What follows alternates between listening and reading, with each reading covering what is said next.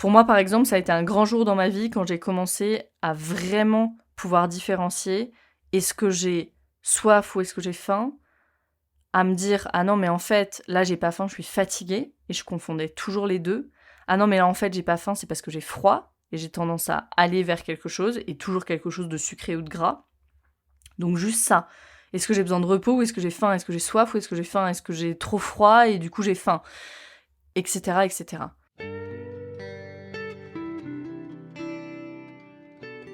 Bienvenue dans Pas de soucis, le podcast pour se libérer de l'anxiété avec Camille Thomas. Je suis Camille et avant d'être coach de santé, j'ai été une grande anxieuse. Je me suis libérée de l'anxiété le jour où j'ai compris que ce n'était pas dans ma tête. Pas de soucis, c'est le podcast pour celles et ceux qui sont fatigués par tout ce qu'ils ont essayé et qui savent qu'ils ont le pouvoir de guérir de l'anxiété naturellement. Alors si tu veux vivre sans anxiété et que tu as l'intuition qu'on ne t'a pas tout dit, ce podcast est pour toi. Je te retrouve tous les lundis pour explorer les pistes qui te permettront d'accéder au calme à l'intérieur de toi. Je suis ravie de te retrouver pour cet épisode qui va faire partie d'une série de 3 épisodes sur l'attachement. Donc on va parler de l'attachement et des styles d'attachement en lien avec 3 sujets, donc on aura un sujet par épisode, de façon très originale. On va parler alimentation, argent et travail. Travail-repos, on verra ça ensemble. Donc on commence tout de suite aujourd'hui avec l'alimentation et l'attachement. Un petit disclaimer avant de commencer. Dans cet épisode, je ne parle pas des troubles du comportement alimentaire sévères, pas du tout. Je parle plutôt d'habitudes, d'impulsions qu'on peut avoir avec l'alimentation, mais qui mettent pas notre vie en danger. Et j'en profite pour rappeler que les épisodes de ce podcast ont un but purement éducatif et ne remplacent en aucun cas ni un avis, ni un accompagnement médical. Donc si tu souffres de TCA, s'il te plaît, fais-toi accompagner.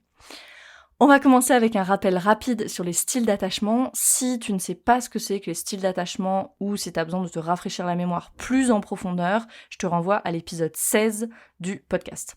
Donc rappel rapide ici, on va commencer avec l'attachement anxieux. Donc on se souvient qu'on a 4 types d'attachement. L'attachement sécure, qu'on veut toutes et tous avoir, dans lequel on est capable d'entretenir des relations de confiance et qui durent. On a tendance à avoir une bonne estime de soi, on peut partager nos émotions avec notre partenaire et donc être en relation, être dans une proximité et à la fois savoir exactement où sont nos limites, on peut être seul et on peut être à deux. Voilà, l'attachement sécure, c'est vraiment le Graal de l'attachement. Donc ça, c'est le premier style d'attachement. Et ensuite, on a l'attachement anxieux, l'attachement évitant ou l'attachement désorganisé. L'attachement anxieux, c'est quand on a eu des figures d'attachement, donc des parents, ok. Je parle de figures d'attachement parce que c'est pas forcément nos parents, ça peut être, peut-être qu'on a beaucoup grandi avec une babysitter ou une grand-mère, voilà. Mais les figures d'attachement, elles sont inconsistantes. Donc ça veut dire que c'est des parents qui se connectent et puis s'en vont, se connectent et puis s'en vont. C'est des parents qui sont en on and off comme ça.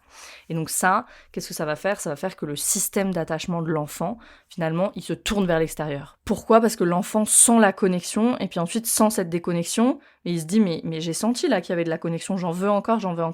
Donc on peut comparer son système d'attachement un peu à un aimant qui est tourné sans cesse vers l'extérieur et qui a toujours besoin de plus de connexion. Et ça, adulte, c'est des personnes qui vont toujours s'inquiéter de l'opinion des autres, vont avoir peur qu'on les aime pas, vont être vraiment complètement détruits quand une relation se termine, par exemple. Voilà, vraiment dans les grandes lignes, hein, ce que ça peut donner l'attachement anxieux. Et puis ensuite, on a l'attachement évitant. Ça, c'est quand il n'y a pas eu de connexion du tout.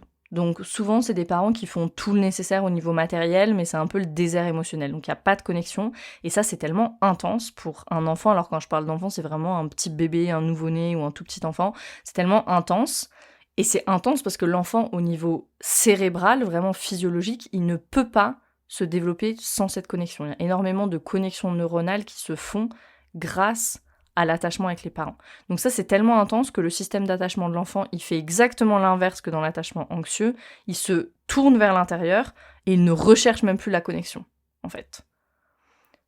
Et la croyance qui s'installe, c'est que le monde n'est pas sûr et qu'on peut compter sur personne. Et donc ça, adulte, ça va donner plutôt des personnes qui sont l'inverse, on s'y attend, qui ont plutôt des problèmes dans la proximité, dans l'intimité. Pour eux, c'est pas du tout confortable, la proximité. Ils vont pas beaucoup s'investir émotionnellement, généralement, dans les relations, et ça va être très dur pour eux de partager ce qu'ils ressentent, d'être vulnérables. Ça va être quelque chose qui est très, très inconfortable pour les personnes qui ont un attachement plutôt évitant. Et ensuite, on a l'attachement désorganisé, qui est un mélange des deux, en fait. Dans l'attachement désorganisé, c'était des parents qui étaient à la fois source de sécurité, dans le sens où, on l'a dit, l'enfant a besoin de l'attachement, mais les parents sont aussi une menace, parce qu'ils sont abusifs ou qui créent des situations insolubles pour l'enfant. Donc les personnes avec un attachement désorganisé, on va retrouver un petit peu des deux comportements, donc un petit peu des caractéristiques de l'attachement anxieux et un peu des caractéristiques de l'attachement évitant, et c'est vraiment des personnes qui appuient à la fois sur le frein et sur l'accélérateur en termes de relation. Donc oui, j'ai besoin de cette proximité, de cette connexion, mais pas trop près. Oui, non, oui, non. Et dans ce style d'attachement, il y a aussi souvent beaucoup de honte et de culpabilité toxique, et on va en reparler en lien justement avec la nourriture. Je fais un petit rappel aussi sur mon opinion sur les styles d'attachement. Moi, je pense qu'on est quasiment tous désorganisés, donc on a plus ou moins tous et toutes des caractéristiques à la fois de l'attachement évitant et de l'attachement anxieux. Et après, on a une tendance, en fait. Donc on est désorganisé. Par exemple, moi, j'étais plutôt désorganisée avec une tendance évitante. Et cet attachement, quand il n'est pas sécure, donc cet attachement désorganisé, il se manifeste dans toutes nos relations. Et bien sûr, on est en relation avec d'autres êtres humains, mais on est aussi en relation avec nos animaux, on est en relation avec la nourriture, l'argent, on est en relation avec notre travail aussi. Ce qui est important de rappeler avant de se lancer dans cette série de 3 épisodes, je pense que c'est important de rappeler que la nourriture, l'argent et le travail, c'est des choses qui sont complètement neutres en elles-mêmes. Parce que si je prends l'exemple de la nourriture, si j'ai un bon métabolisme, une pizza qui est bonne, qui est bien faite, ne va absolument pas me faire de mal, et même un truc bien industriel ou bien sucré de temps en temps, mon corps l'absorbe sans autre dommage. C'est vraiment ce qu'on en fait, c'est la relation qu'on a à ces choses-là, c'est l'attachement qu'on a à ces choses-là, qui font qu'elles ont une influence positive, ou plutôt pas très positive, dans notre vie. Donc on va consacrer cet épisode à la nourriture, à l'alimentation. Dans mon programme de coaching Arise, on travaille pas mal sur ces sujets. Et donc je vais te partager un petit peu ce qui ressort beaucoup, ce que je vois beaucoup chez les personnes que j'accompagne, chez mes clients et mes clientes. Alors ce que je rencontre fréquemment, ça peut être la peur d'avoir faim ou la peur de manquer de nourriture. Une autre chose, c'est l'envie de manger quand il y a des émotions fortes ou, en fait les deux, quand il y a de la fatigue. Je vais manger parce que je suis fatiguée. Une autre ou deux autres choses en fait que je vois, c'est deux grandes tendances. Ça peut être se laisser aller complètement sur la nourriture, un peu ce truc de foutu pour foutu, ou tout contrôler excessivement, donc l'une ou l'autre des tendances. Ou ces deux tendances ensemble d'ailleurs, mais qui s'alternent. Et une autre chose aussi, c'est la culpabilité. La honte, la culpabilité, ça peut être l'une des deux. De manger trop ou de manger certains aliments. Donc qu'est-ce que ça donne? Ça, c'est perturbation finalement dans la relation avec l'alimentation si on les relie à l'attachement. Si on revient à l'origine des styles d'attachement, sur le rappel que je faisais tout au début de l'épisode, on peut voir assez clairement le lien avec les styles d'attachement. Donc là, ce que je vais faire, c'est que je vais créer du lien, peut-être de façon un peu grossière parfois, mais l'idée, c'est vraiment d'expliquer l'influence de l'attachement sur la relation avec l'alimentation. Si je commence avec l'attachement anxieux, on se souvient, l'attachement anxieux, on a dit c'est des figures d'attachement qui sont en on and off. Et on a dit, le système d'attachement de l'enfant, il se tourne vers l'extérieur, il en veut toujours plus et il a peur d'une nouvelle déconnexion, de ressentir à nouveau ce manque parce que il l'avait senti, cette connexion. Donc ici, on peut faire un parallèle assez clair et qui est assez simple en soi, c'est peur d'avoir faim, peur de manquer de nourriture. Donc les personnes qui ont tendance à avoir un attachement anxieux vont pouvoir rencontrer ça. Les personnes qui ont une tendance anxieuse, c'est aussi des personnes qui ont tendance à davantage être dans le cerveau droit, donc elles vont être beaucoup plus facilement emmenées par leurs émotions sans qu'il y ait de régulation par le cerveau gauche, sans qu'il y ait de régulation plus cognitive, en fait. Et donc quand on est facilement emmené par ses émotions, ça peut être très submergent, ça, et donc qu'est-ce qu'on va faire pour faire baisser cette intensité? On va aller vers l'alimentation, on va manger. Super forme d'anesthésie, surtout le sucre, on va y revenir. Dans l'attachement anxieux, la personne, elle peut se sentir aussi assez hors de contrôle, parce qu'il y a toutes ces émotions, et aussi parce que petite enfant, elle vivait sans cesse ces cycles de connexion-déconnexion sans que cet enfant il puisse savoir quand est-ce qu'il allait être en connexion avec le parent ou pas, et sans avoir aucune influence bien sûr, ni sur la connexion ni sur la déconnexion. Donc une façon de corriger ça, et souvent c'est ce qu'on fait, en fait on surcorrige ce qu'on a vécu, de façon consciente ou inconsciente, ça peut être de contrôler à tous les endroits de ma vie que je peux. Vu que je me sens hors de contrôle, je vais essayer de contrôler à tous les endroits que je peux, et donc l'alimentation c'est quelque chose que je peux contrôler et surcontrôler. Donc ça peut être la première tendance, où on peut avoir la tendance inverse, la personne elle se sent complètement hors de contrôle, et en plus il y a toutes ces émotions qui sont là, et elle a vraiment besoin de faire baisser l'intensité, et en même temps elle se sent hors de contrôle, donc il y a un peu cette voie de foutu pour foutu, et là du coup elle va complètement se laisser aller avec la nourriture. Donc on peut voir vraiment l'une ou l'autre des tendances. Donc ce qu'on voit ici, c'est aussi qu'on ne peut pas relier un style d'attachement avec un comportement vis-à-vis de la nourriture. Je ne peux pas te dire « Ah, tu as un style d'attachement plutôt anxieux, donc tu vas forcément te comporter comme ci, comme ça avec la nourriture. » Mon objectif, c'est vraiment plus de montrer, d'expliquer l'influence de l'attachement et donc des premiers moments de vie sur nos relations et sur tout ce avec quoi on est en relation, dont la nourriture fait partie. Et mon espoir aussi, c'est que tu puisses expliquer peut-être certains comportements et voir que non, ce n'est pas, en tout cas pas entièrement, de ta faute. Et souvent même pas de ta faute du tout.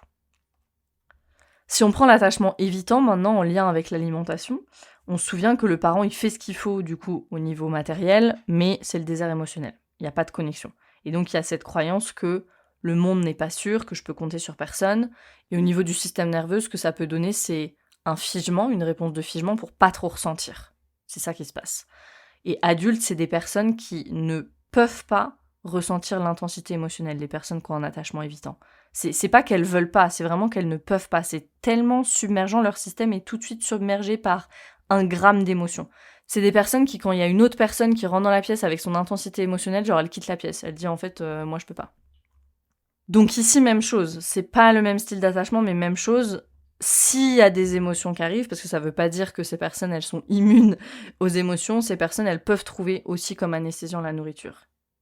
Ce qui peut se passer aussi chez les personnes qui sont plutôt évitantes, c'est qu'elles soient à ce point déconnectées de leurs émotions, en fait, que, voilà, quand on se déconnecte de ses émotions, on se déconnecte de toute la palette, donc on se déconnecte aussi de la joie, du plaisir, et donc il peut y avoir ce rapport très, j'ai envie de dire allemand, désolée si tu m'écoutes et que t'as des origines allemandes, moi aussi, donc je me permets de dire ça, un rapport très allemand à la nourriture. Genre, je sais ce qui est bon pour moi et je vais manger uniquement ce qui est bon pour moi parce que je mange pour me nourrir et je mange pas du tout pour me faire plaisir.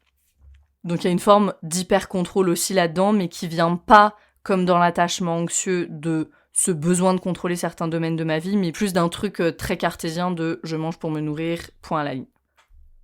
L'attachement désorganisé, c'est un mélange des deux. Donc dans l'attachement désorganisé, on va avoir tendance à retrouver en fait un peu de tous les comportements. Donc peut-être la peur d'avoir faim, aller par défaut vers la nourriture quand il y a des émotions fortes ou quand il y a de la fatigue, osciller entre me laisser complètement aller et contrôler de façon hyper stricte, et puis culpabiliser après, une fois qu'on a mangé trop, ou qu'on a mangé certains aliments qu'on définit comme pas sains. La honte et la culpabilité, quant à l'alimentation, elles peuvent être très très très présentes chez les personnes qui ont un attachement désorganisé, tout simplement parce que cette honte et cette culpabilité qui sont vraiment toxiques, elles sont présentes très très tôt dans ce style d'attachement-là.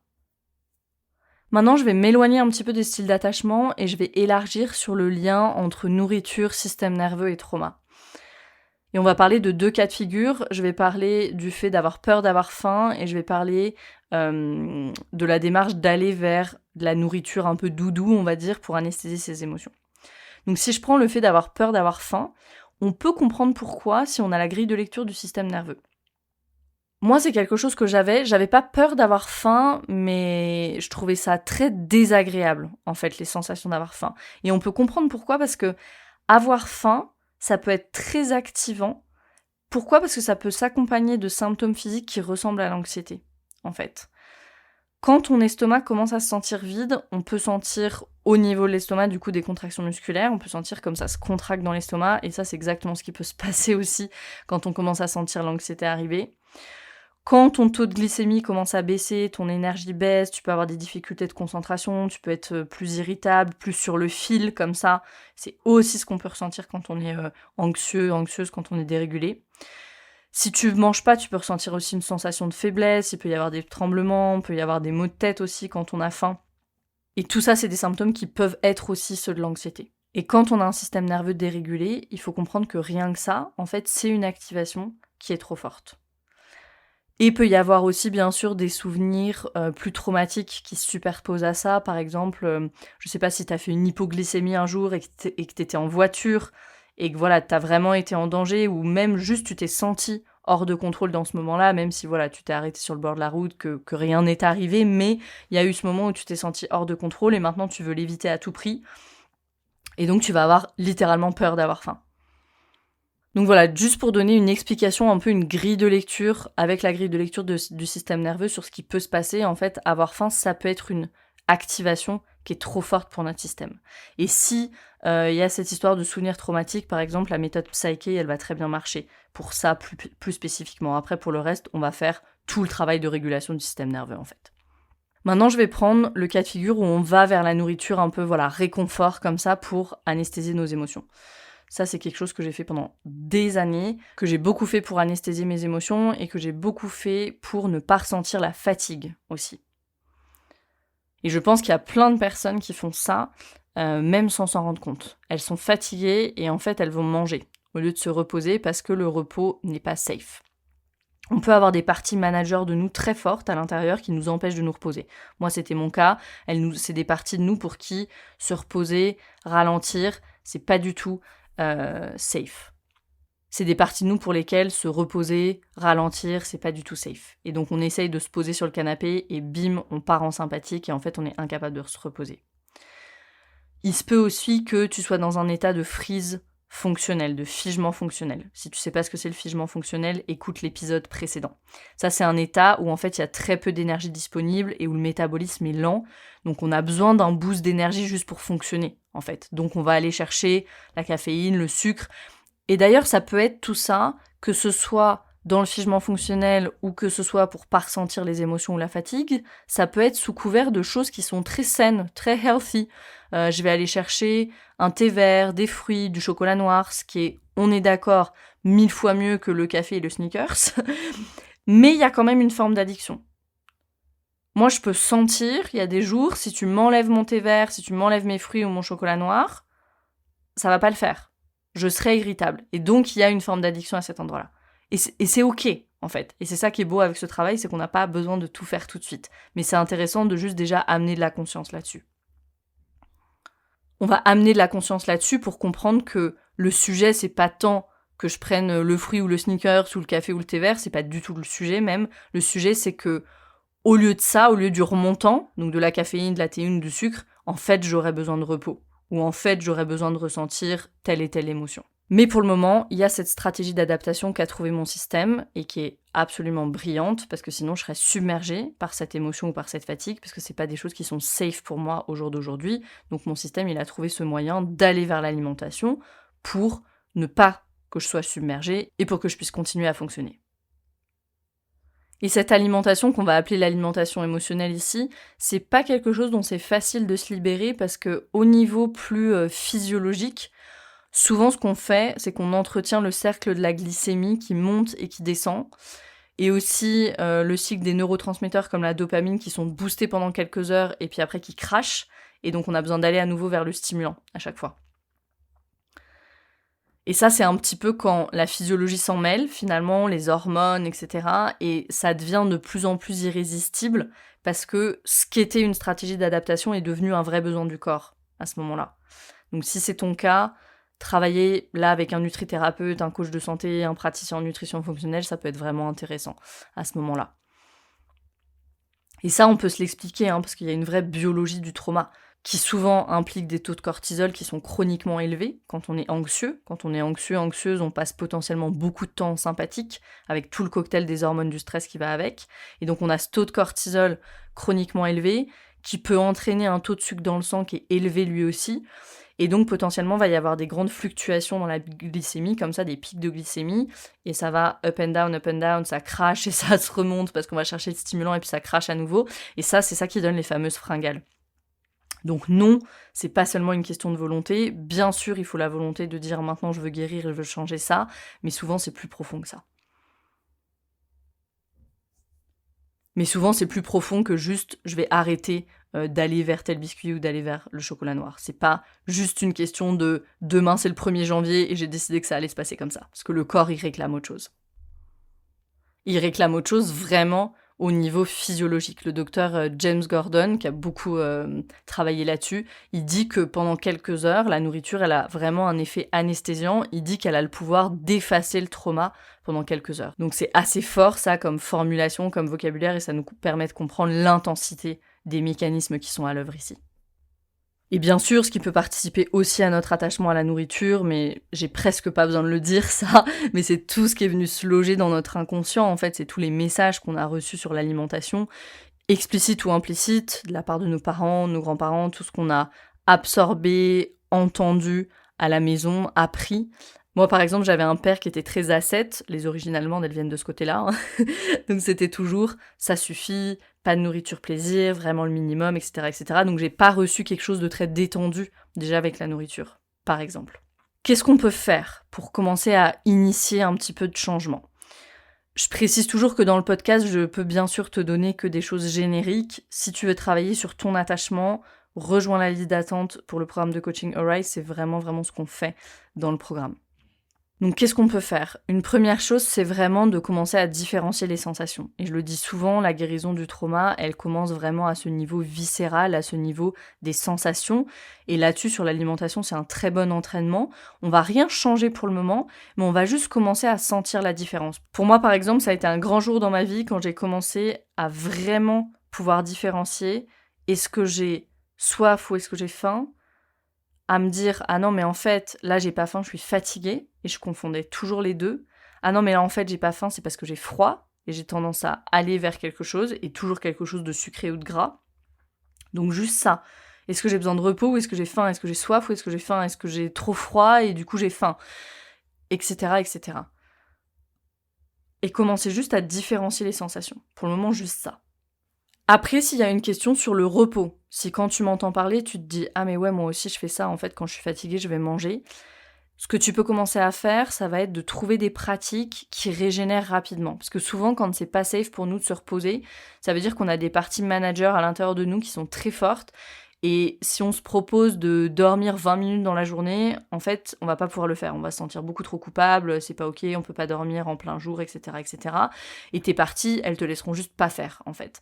Par contre, tu peux peut-être négocier 3 minutes de pratique qui te fait du bien. Moi, par exemple, j'ai beaucoup exploré ça pour moi, donc je connais exactement les pratiques, les exercices qui me permettent de me régénérer très rapidement. Ça va être une pratique de soutien du dos, ça c'est une pratique somatique qu'on fait dans Arise. Il y a la position de la charrue en yoga qui marche très bien pour moi. Écouter un mantra, ça c'est quelque chose qui me nourrit vraiment en profondeur et c'est une autre forme de repos, mais c'est un repos qui est très efficace pour moi. Voilà, il faut que tu trouves ce qui marche pour toi ici, mais essayer de trouver vraiment des choses de 3 à 5 minutes qui te permettent de te régénérer rapidement et où t'as pas besoin d'aller prendre le bout de chocolat ou le biscuit, etc., etc. Je tiens à dire que c'est une exploration pour arriver à ça. Et c'est une exploration qui peut être assez longue d'arriver à vraiment, ok, ça me régénère vraiment, et ça marche vraiment. Et c'est ça qui m'évite vraiment d'aller vers le sucré. Et parfois, moi aussi, je vais encore vers quelque chose de sucré. Et c'est ok, en fait, parce que ça arrive beaucoup moins souvent. Quand ça arrive, j'en ai conscience, et c'est ok. Ce qu'on peut faire aussi, quelque chose que j'ai beaucoup fait, c'est développer mes autres sens. L'ouïe, la vue, le toucher, l'odorat. Parce que j'ai réalisé que j'avais quasiment que mon goût qui était stimulé, et avec lequel je travaillais. Donc j'ai essayé de stimuler mes autres sens, alors avec les huiles essentielles par exemple, pour l'odorat, m'entourer de belles choses pour la vue, pour que mes yeux puissent se poser sur des belles choses, utiliser davantage la musique, c'était quelque chose qui faisait presque pas partie de ma vie alors que j'adorais la musique, mais juste je m'en rendais pas compte que j'écoutais jamais de musique, donc j'essayais d'écouter davantage de musique. Avoir des moments où on est plus dans le toucher aussi, le massage par exemple, ça peut être très bien. Au début, ça peut être juste se toucher les bras comme ça, hein, ou se masser la main soi-même. Voilà, si on n'a pas le temps ou si on n'a pas les moyens d'aller se faire masser, on peut juste prendre une huile essentielle, se masser la main et on est déjà en train de stimuler 2 autres sens qui ne sont pas le goût. Et puis après, si on va même un peu plus loin que nos sens, c'est comment est-ce que je peux prendre contact avec mon corps d'une autre façon. Il y a beaucoup de personnes, et je pense que la plupart d'entre nous, en fait, on a vraiment ce besoin d'être dans le corps, de sentir notre corps. On peut peut-être parler d'ancrage, mais juste d'habiter notre corps. Et la nourriture, c'est un des seuls moyens qu'on a pour faire ça. Donc du coup, ici, on veut aller chercher d'autres moyens. Un bain, encore une fois un massage, le sport, le breathwork. Voilà, toutes les choses qui vont me permettre d'être dans une découverte, d'être en contact avec mon corps d'une autre façon que par la nourriture. Et après, il y a le travail avec les parties de soi, bien sûr. Moi, ça, c'est une des choses qui m'a le plus aidée à me libérer de l'alimentation émotionnelle. Vraiment de développer cette compassion pour les parties de nous. Pour les parties qu'on honte, pour les parties qui se sentent coupables, pour les parties qui nous font manger ou avoir peur, d'avoir faim, etc. Développer de la compassion pour les parties à l'intérieur de nous. Moi, j'ai beaucoup travaillé avec une partie de moi qui était adolescente, qui se faisait appeler la super-héros. Et cette partie de moi, elle avait l'impression que tout allait s'écrouler si elle n'était pas dans la performance. Donc c'est cette partie de moi qui m'empêchait de me reposer. Donc ici, c'est intéressant parce que je suis pas partie de la nourriture. En fait, je suis partie de ce qui me faisait aller vers la nourriture. Et moi, j'avais remarqué que quand j'étais fatiguée, j'allais vers la nourriture, mais parce que j'arrivais pas à me reposer. Donc je suis partie de ça, et ça a énormément changé les choses pour moi, aussi dans le rapport avec la nourriture. Mais le point de départ, c'était la fatigue. Et donc là, c'est peut-être l'endroit où c'est intéressant de travailler avec quelqu'un en résonance, un coach ou un thérapeute, pour aller voir la problématique un petit peu plus profonde, si je peux le formuler comme ça. Après, 3 choses un peu plus lifestyle, j'ai envie de dire, et dans mon alimentation, qui m'ont aidée personnellement, avec mon attachement complètement désorganisé et complètement émotionnel que j'avais à l'alimentation. Ce que j'ai fait, c'est que j'ai augmenté les protéines en début de journée. Ça m'a vraiment beaucoup aidé. Déjà, ça m'a retiré la fringale du matin. Enfin voilà, ça m'a vraiment beaucoup aidé. Ensuite, avoir une alimentation en majorité anti-inflammatoire. Ça, j'ai vraiment vu que cette fameuse addiction au sucre, hein, en fait. Juste de baisser le sucre. Ou même pas, je crois que j'ai même pas tant baisser le sucre, mais c'est vraiment juste aller vers des sources plus naturelles de sucre. En fait, j'allais naturellement vers ces sources plus naturelles-là. Donc voilà, une alimentation anti-inflammatoire. Si tu sais pas par où commencer là-dessus, commande mon livre qui s'appelle « Passer au mode de vie anti-inflammatoire ». Passer au mode de vie anti-inflammatoire aux éditions Améthyste. Et c'est un bon point de départ pour commencer dans une alimentation anti-inflammatoire, même dans un mode de vie anti-inflammatoire. Et puis j'ai beaucoup utilisé un mélange d'huile essentielle pour la glycémie aussi, dont je te mets le lien en dessous de la vidéo si tu veux regarder la composition de ce mélange. Voilà, un mélange que j'ai beaucoup utilisé là aussi pour éviter ces fringales et pour avoir une glycémie qui était un petit peu moins en montagne russe. Et une autre chose que j'ai fait aussi, qui est un peu plus work in progress là, et qui tient plus de l'alimentation consciente, j'essaye, j'y pense pas toujours, mais j'essaye de remercier la nourriture dans mon assiette avant de la manger. Et avec mon mari, on a un peu passé un accord de pas parler de choses activantes pendant les repas. Donc on parle, mais juste pas de choses qui nous activent ou même qui nous animent vachement, même si c'est des choses positives, parce que on a remarqué qu'on avait tendance à juste engloutir les choses et à manger beaucoup plus vite quand on parlait de choses activantes. Donc on essaye d'éviter ces sujets-là au maximum. On n'y arrive pas toujours, mais voilà.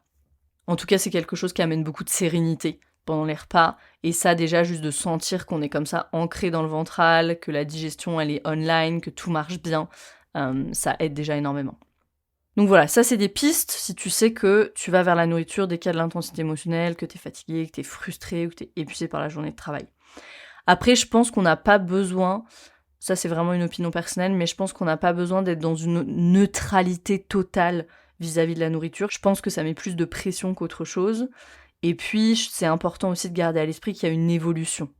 Au début, on va aller vers le biscuit, et puis peut-être t'écoutes cet épisode de podcast, tu prends conscience de plein de choses, et cette conscience, ça te laisse ces 1, 2, 3 secondes de battement, et ça te laisse assez de distance pour peut-être, remplacer le biscuit par un fruit au début. Et c'est parfait comme ça. Et ça, c'est vraiment le chemin de guérison, de juste voir le changement. Ok, je vais toujours vers le sucre, mais je vais peut-être vers une autre source de sucre. Ok, c'est le début. Et je le disais, moi, ce que j'ai vraiment trouvé le plus efficace avec ça, c'est vraiment le travail avec les parties de moi. Et ce que je veux préciser ici, c'est que le travail avec les parties de soi, ça implique de faire de l'espace au début pour pouvoir aller voir ces parties de nous. Et souvent, les parties qu'on va rencontrer, c'est des parties qui ont honte, qui se sentent coupables, une partie qui juge. Donc c'est vraiment de demander à ces parties-là, pendant quelques minutes, de nous faire de la place. Et ça, c'est déjà comme si on enlevait une première couche, parce que si on était juste avec notre rapport perturbé à l'alimentation, mais déjà sans la culpabilité, sans la honte, sans le jugement, il y a déjà beaucoup d'intensité qui baisse. Et puis après, on peut, avec une vraie curiosité, aller comprendre ce qui se trame à cet endroit-là, quels sont les besoins de la partie, pourquoi elle a pris ce rôle-là de nous faire manger. Souvent, c'est des parties pompiers. Si tu sais pas de quoi je parle, je te renvoie à l'épisode 26 du podcast. Mais voilà, et on peut vraiment commencer à travailler avec ces parties de nous. Je termine sur un dernier point qui est très important. Aller vers l'alimentation quand ça ne va pas, ou juste par habitude, ou la contrôler excessivement. Toutes ces stratégies, c'est des stratégies d'adaptation brillantes de notre système pour lui permettre de faire face dans des moments où sinon il serait submergé. Et s'il y a 3 choses à retenir de cet épisode, c'est celle-là.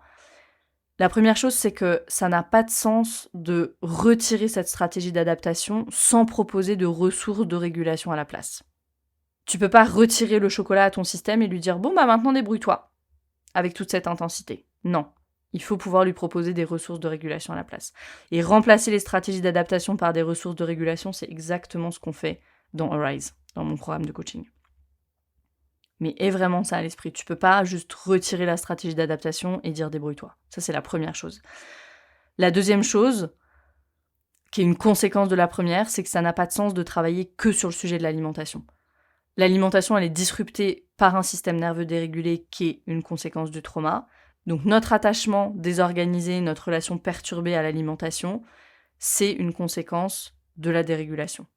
Au même titre que l'anxiété est une conséquence de la dérégulation du système nerveux. Ça, c'est vraiment important à comprendre. Travaillons avec la régulation du système nerveux et observons tout ce qui se passe aussi dans notre relation à l'alimentation. Ça, c'est une démarche qui va être beaucoup plus efficace. Et troisième point, je vais pas dire ici, il n'y a pas de honte à avoir, parce que ça ajoute à la honte. Genre, j'ai honte d'avoir honte, donc non. Moi, ce que je dis, c'est fais de la place pour ces parties qui ont honte, et puis prends-les avec toi, et peut-être tu peux leur faire écouter cet épisode. Aux parties de toi qui ont honte, qui se sentent coupables, qui jugent. Fais-leur écouter cet épisode pour qu'elles comprennent pourquoi d'autres parties de toi te font te comporter de telle ou telle manière avec l'alimentation. Et comme ça, tu vas pouvoir commencer à initier le dialogue entre les parties de toi. Et ça, c'est le début de la guérison. Voilà pour cet épisode sur l'attachement et l'alimentation. S'il te plaît, comme d'habitude, si tu connais des personnes qui ont besoin de cet épisode, n'hésite pas à le partager. Et on se retrouve la semaine prochaine pour parler attachement et argent.